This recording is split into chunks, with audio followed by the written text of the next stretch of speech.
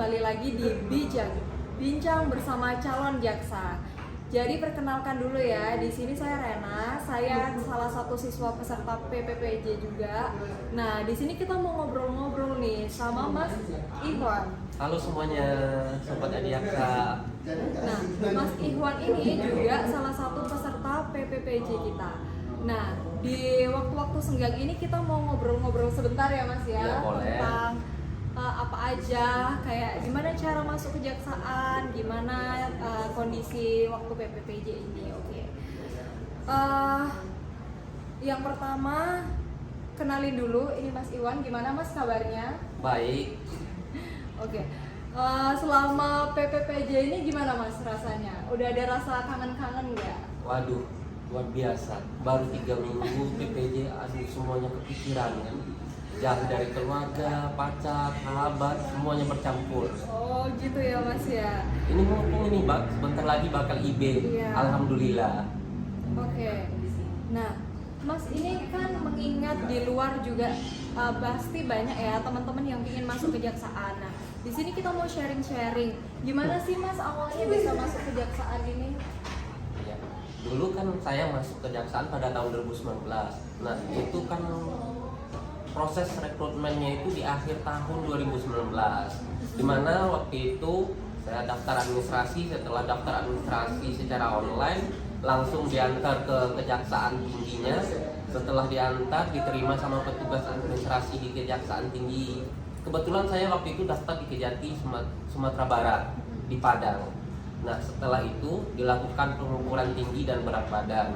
Setelah keluar diukur, dinyatakan saya berat badan, tinggi badan ideal, maka diserahkan kartu ujian untuk mengikuti ujian SKD. Waktu itu ujian SKD-nya awal tahun 2020. Iya, 2020-an ya Mas ya. Iya. Waktu itu ingat banget kita, pokoknya waktu itu sebelum Covid ya kan. Iya.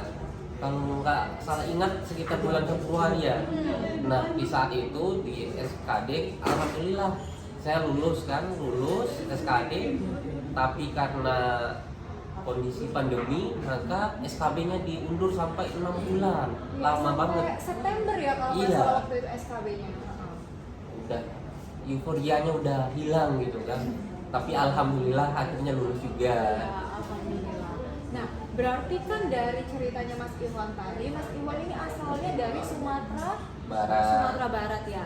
Nah, penempatannya di Kejaksaan Negeri mana nih Mas? Penempatan saya itu di Kejaksaan Negeri Barito Timur. Mungkin penonton semua ada yang tahu itu Barito Timur, bisa aja di searching di googling kan gimana itu. Nah, pengalaman saya waktu penempatan di sana kan, waktu itu dapat SK secara elektronik, saya searching kan, saya cari-cari lah di Google Maps kan, segala macam kan, saya lihat cuma hijau aja dari atas dari Google. Nggak kelihatan ya Mas? Nggak Nggak kelihatan. terdeteksi teman-teman. Jadi gini, kita sebelum masuk kejaksaan ini, ketika kita mau daftar, kita harus siap ya ditempatkan dimanapun, karena itu salah satu resikonya jadi calon jaksa. Nah, berarti kan antara daerah aslinya Mas sama penempatannya kan jauh ya Mas ya? Iya. Itu pasti kayak terdapat perbedaan ya, budaya atau apapun itu, kayak pengalaman waktu pertama kali masuk satker gimana nih? Waduh, beda banget pokoknya antara Sumatera Barat sama Kalimantan Tengah.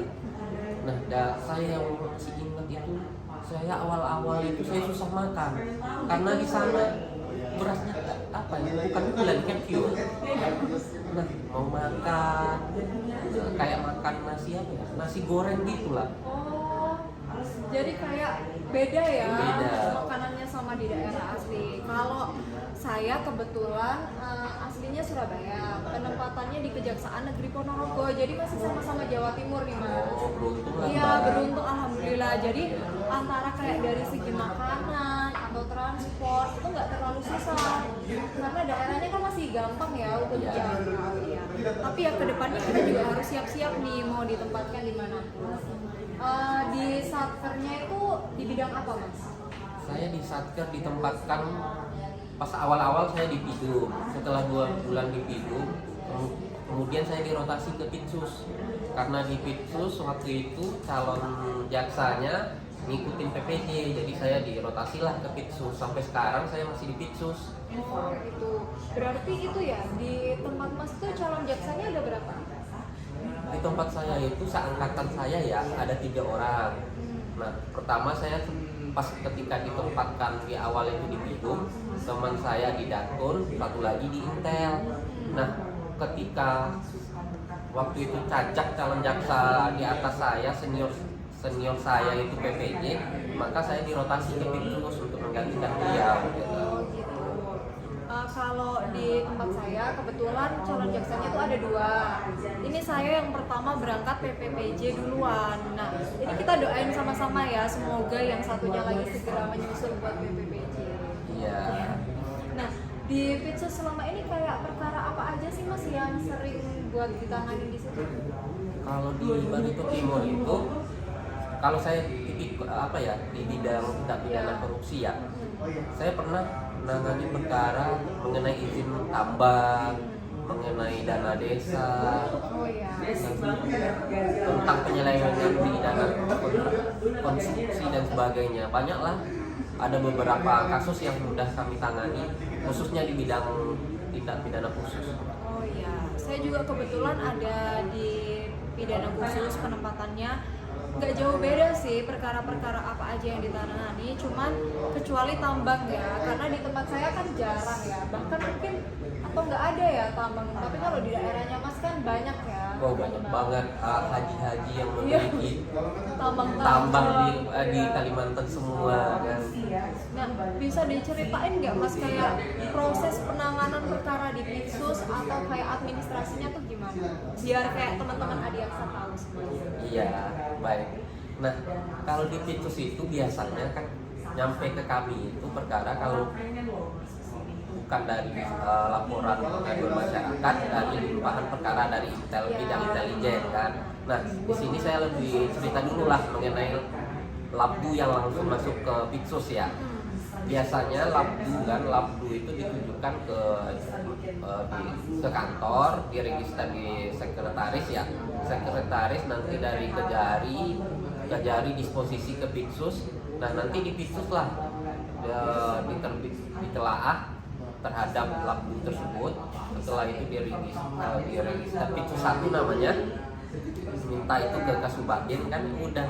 Setelah itu dilakukan bisa langsung penyelidikan atau sprintuk terlebih dahulu. Tapi biasanya itu tergantung kebijakan Kejari sih.